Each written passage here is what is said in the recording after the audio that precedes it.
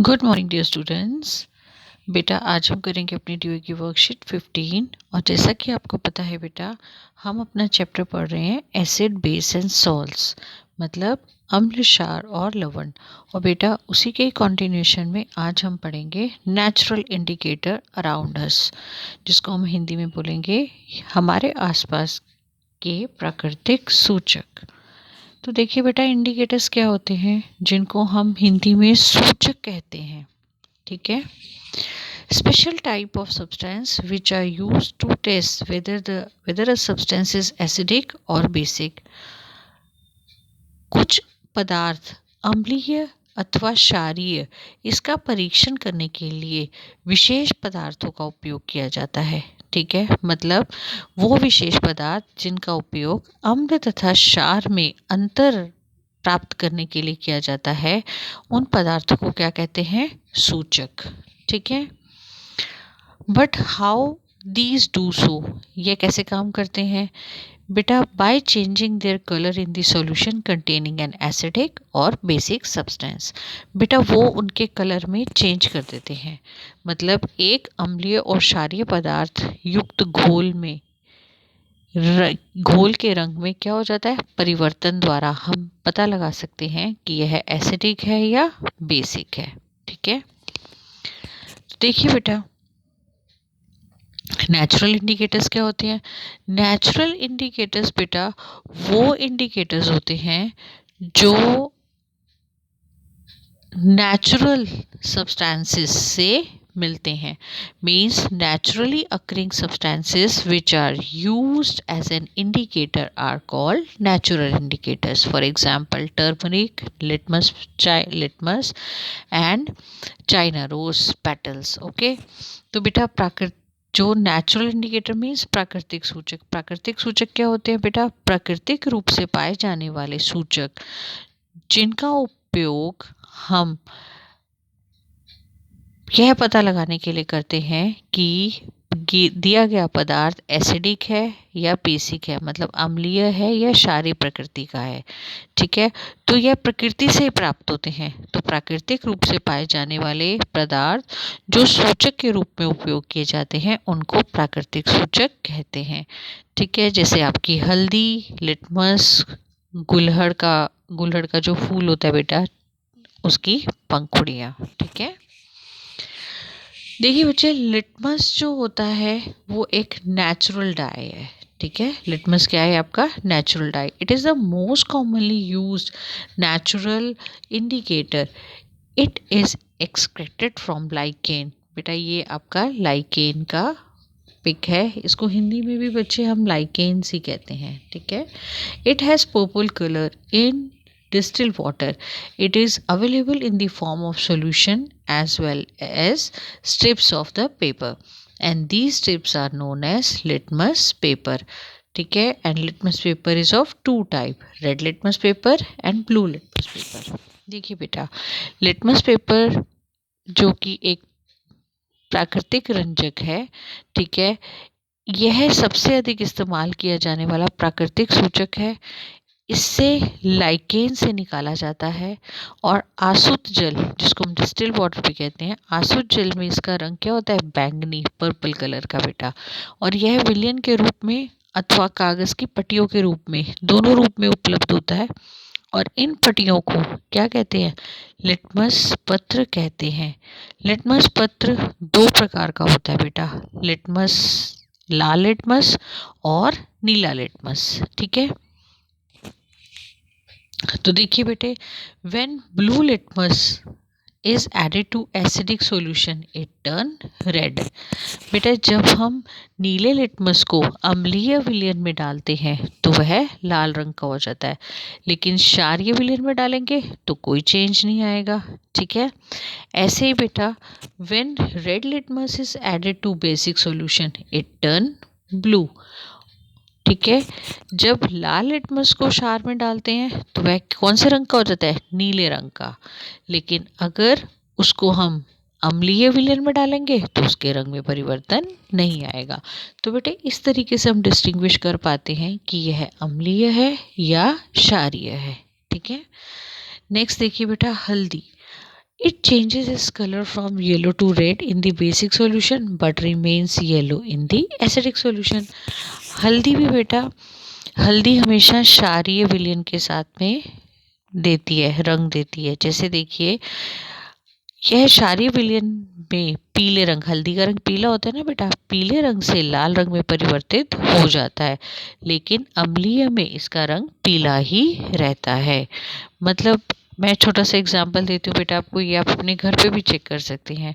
मान लीजिए आप खाना खा रहे हैं और आपके कपड़े पे, आपके वाइट कलर शर्ट पे थोड़ी सी सब्जी गिर गई, ठीक है, या आप अपना हैंकी ले लीजिए, ये आप खुद भी करके देख सकते हैं। जो मम्मी ने आपके घर में सब्जी बनाई होगी उसका बिल्कुल थोड़ा सा टुकड़ा आप उस हैंकी पे गिराइए साइड पे, और उसके बाद उसको सोप से वॉश करके देखने की कोशिश कीजिए। आपको उसका रंग जो होगा बेटा, जब आप साबुन उसके ऊपर रगड़ेंगे तो उसका रंग जो होगा वो लाल रंग में परिवर्तित हो जाएगा। तो इससे पता चलता है कि साबुन में क्या उपस्थित है, साबुन में क्षार है। साबुन में, सोप में क्या है, सोप में आपका बेस है, बेसिक है, सोप बेसिक नेचर का है, ठीक है।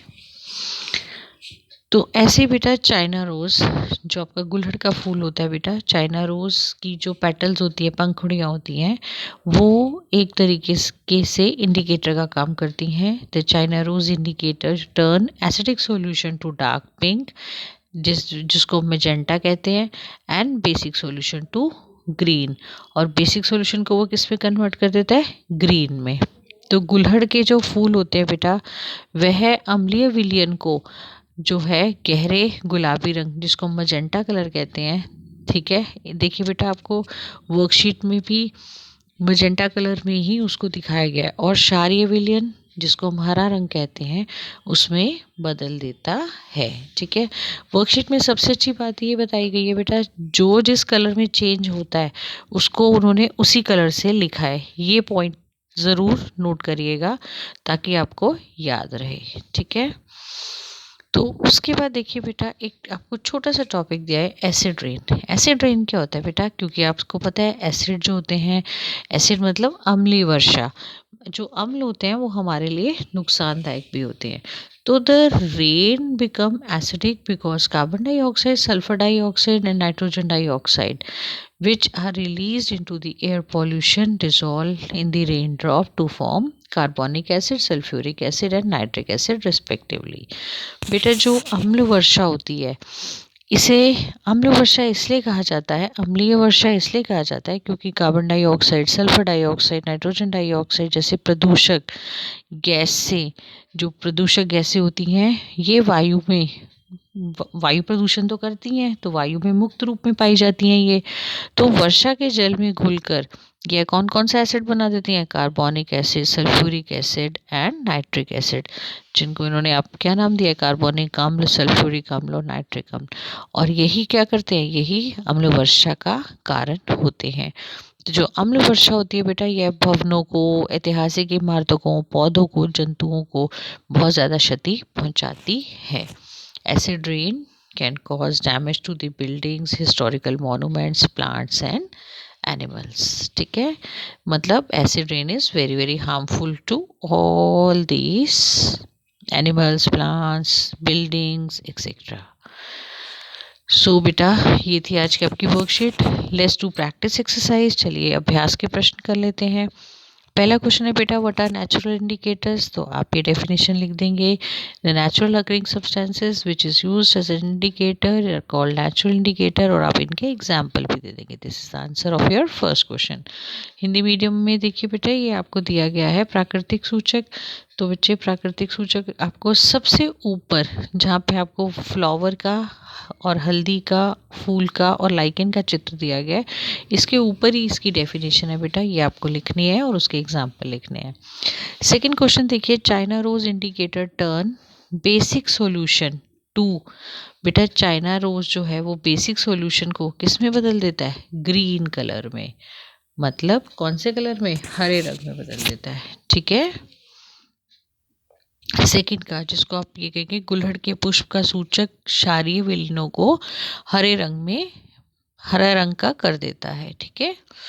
नेक्स्ट देखिए, turmeric changes is colour from yellow to red in the basic solution. ठीक है, यहाँ पे क्या आएगा, यहाँ पे आएगा येलो और यहाँ पे क्या आएगा, रेड। ठीक है, टर्मरिक जो है बेटा वो क्या करता है, सेकंड पार्ट देखिए फिल इन द ब्लैंक्स में, क्षारीय विलयन में हल्दी का रंग पीले से लाल हो जाता है। ठीक है, थर्ड क्वेश्चन देखिए, what change do you observe on the red litmus paper. Red litmus paper के ऊपर क्या चेंज आएगा अगर हम उसको एसिड में डालें और बेसिक सॉल्यूशन में डालें। तो रेड लिटमस पेपर जो है बेटा, अगर हम उसको रेड लिटमस को अगर हम बेसिक सॉल्यूशन में डालते हैं, ठीक है, तो वह उसको क्या कर देगा, उसको ब्लू में टर्न कर देगा। जबकि एसिडिक पे डालोगे अगर रेड लिटमस पेपर को, तो कोई भी चेंज नहीं आएगा। ठीक है, ये आप यहाँ से लिख सकते हैं बेटा। ये देखिए, रेड लिटमस पेपर को अगर आप बेसिक में डालोगे तो ब्लू में चेंज हो जाएगा। ठीक है, और अगर आप एसिड में डालोगे तो कोई चेंज नहीं आएगा। द थ्री बेटा हिंदी मीडियम में अगर हम बात करें अम्लीय विलयन एवं क्षारीय विलयन में लिटमस पत्र को डालने पर क्या परिवर्तन देखेंगे। तो बेटा ये आप सबसे ऊपर जो आपको दे रखा है बिल्कुल इसके साइड वाले बॉक्स में देखिए, लिटमस एक प्राकृतिक रंजक में, उसमें आप सेकंड पॉइंट देखिए, जब लाल लिटमस को क्षारीय विलयन में डाला जाता है तो वह नीला हो जाता है, जबकि अम्लीय विलयन में डालेंगे तो कोई बदलाव नहीं आएगा। ठीक है, फोर्थ क्वेश्चन देखिए, the three main gases that causes acid rain. बेटा तीन मेन गैसेस जो एसिड रेन कॉज करती हैं, ये आप बहुत आराम से लिख सकते हैं, sulphur dioxide, carbon dioxide and nitrogen dioxide. ये बेटा आपको अम्ल वर्षा में मिलेगा। ठीक है, देखिए मैं आपको बता देती हूँ, डैश डैश और डैश अम्ल वर्षा के लिए तीन मुख्य उत्तरदायी गैसें हैं। तो कौन कौन सा, carbon dioxide, sulphur dioxide, nitrogen dioxide अम्ल वर्षा में सबसे ऊपर ऊपर दिया गया है। ठीक है, ये थी बेटे आज की आपकी वर्कशीट। उम्मीद करती हूँ आपको समझ आई होगी। तो वीडियो को लाइक करें, शेयर करें और चैनल को सब्सक्राइब करें। और बेटा वीडियो को लास्ट तक ज़रूर देखें ताकि आप अच्छे से वर्कशीट को अंडरस्टैंड कर सकें। थैंक यू बेटा, टेक केयर।